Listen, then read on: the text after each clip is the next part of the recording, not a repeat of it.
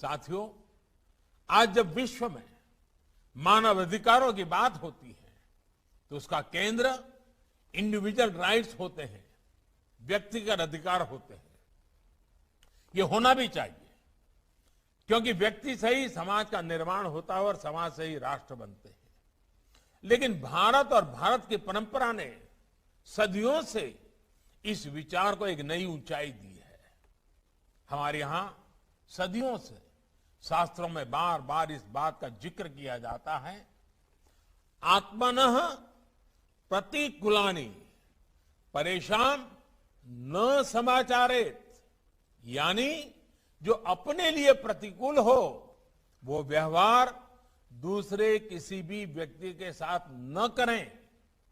इसका अर्थ यही है कि मानव अधिकार केवल अधिकारों से नहीं जुड़ा, बल्कि ये हमारे कर्तव्यों का विषय भी है। हम अपने साथ साथ दूसरों के भी अधिकारों की चिंता करें, दूसरों के अधिकारों को अपना कर्तव्य बनाएं। हम हर मानव के साथ समभाव और ममभाव रखें। जब समाज में ये सहजता आ जाती है तो मानव अधिकार हमारे समाज का जीवन मूल्य बन जाता है।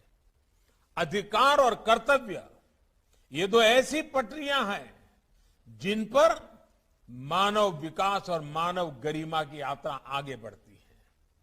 अधिकार जितना आवश्यक है, कर्तव्य भी उतने ही आवश्यक है।